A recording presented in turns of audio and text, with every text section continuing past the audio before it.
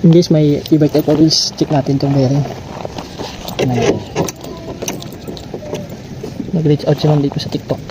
Kaya puntahan natin dito lang sa South Square.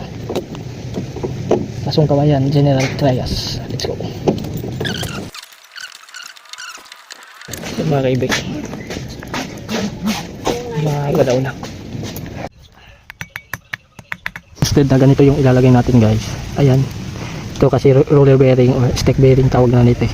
Yan, umuugat talaga ito. Kaya ang ipapalit natin yung pinaka round bearing na siya. Yan, ganito. Para sa ganon, mas ano siya, fit siya. Nalagyan na natin ng grasa yan guys. Sa loob. Naripack na natin yan. Kaya mas patibay siya. Ito ang kakabit natin mga kaibigan.